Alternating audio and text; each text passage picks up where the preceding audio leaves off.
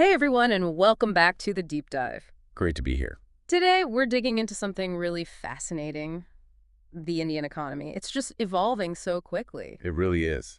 Constant change. Yeah, and our guide for this is a pretty comprehensive document we found called IndianEconomy.pdf. Gives a great overview. Quite detailed. So our mission today, let's try to unpack what makes it tick. Not just the numbers, but, that mix of old traditions and super modern innovation. That blend is key. Okay, let's unpack this. Well, first off, you have to appreciate its global position.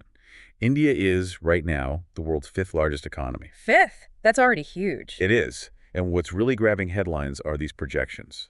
Strong indicators suggesting it could become the third largest. Very soon, actually. Wow, third. So this isn't just gradual growth we're talking about. Not at all. It's a reflection of something quite unique happening. You've got this youthful population, a massive digital infrastructure build out, and some really strategic policy moves all pushing it forward.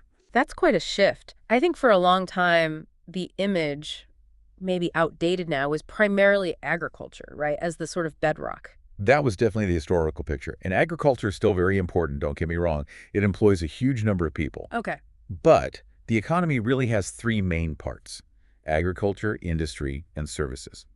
And the story of the last couple of decades, it's the incredible rise of the services sector. Right. That's what you hear about. Exactly. Think information technology, software services. India is a global powerhouse there, but also pharmaceuticals. Even things like space technology and, of course, startups, they've really leveraged their skilled workforce. Yeah, that tech side feels like where things get really distinctive. What allowed India to become such a dominant player in IT globally? Here's where it gets really interesting. Okay. What's fascinating here is the sheer scale, first of all. Mm-hmm. Calling it the IT capital of the world isn't just hype for certain cities. Like Bengaluru. Bengaluru, Hyderabad, Pune, these are genuinely major global tech hubs now. There's this huge pool of skilled software engineers, yes, but maybe even more critical, they've built these amazing digital public platforms. Ah, okay. Like what? Well, the prime example is UPI, the Unified Payments Interface. Right. It's completely changed digital payments. Right. I've heard about UPI. It processes, just incredible volumes, more than many big global systems combined. And that massively boosts financial inclusion commerce. It's like a national digital highway. Yeah, you can see how something like UPI would just grease the wheels for everything else economically. Exactly. And running alongside this digital wave, there's this explosion of startups, this youth power everyone talks about. Oh, definitely. Thousands of them, right. And quite a few unicorns, billion-dollar companies. What's that telling us? It tells us a lot about India's demographic dividend. It's incredibly young.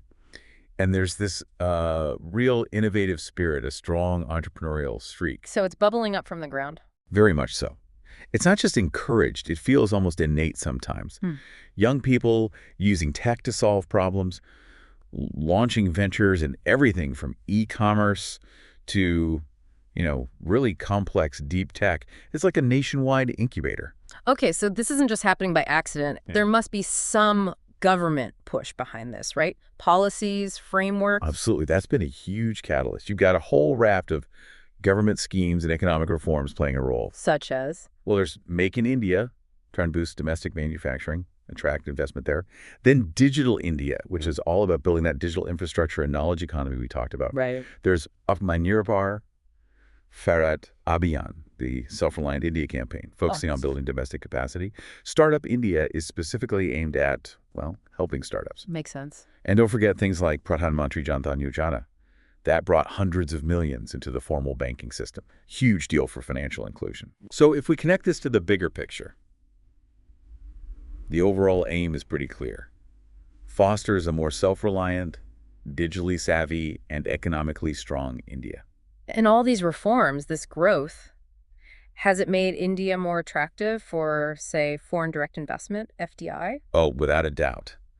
That momentum, plus a generally more stable policy outlook, has put India high on the list for global investors. So the money's flowing in. Yes, major global companies are investing significantly. They see the huge domestic market, the skilled workforce, and crucially, it's not just money. It means jobs, technology transfer, skills development for Indians. Yeah, that job creation aspect is vital. Mhm. But to keep all this the growth, the investment, you need solid foundations, right? What about Sure. basics like education, health, roads, railways? Yeah, and that's another area of massive focus. Huge investments are going into upgrading all of that. We're seeing efforts to improve education at all levels, boosting that human capital.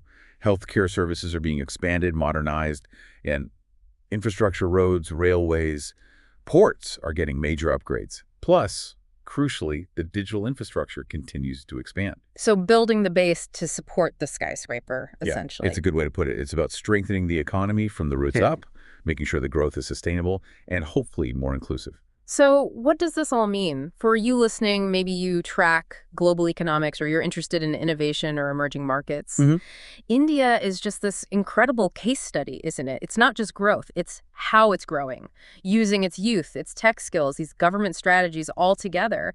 It's redefining its place. It really is. In essence, India's story right now is this unique convergence. You've got tradition meeting modernity, rural connecting more with urban, local ideas, scaling globally. It's clearly moving beyond just being labeled a developing nation.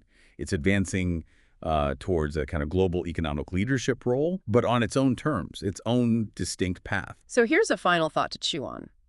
Given India's journey, this unique mix of, high-tech digital leaps alongside building fundamental infrastructure, how might its specific approach, its path towards self-reliance, influence other nations trying to find their own way to build economic strength in this super interconnected world? That's the big question, isn't it? Word. What lessons can others draw from this unique model?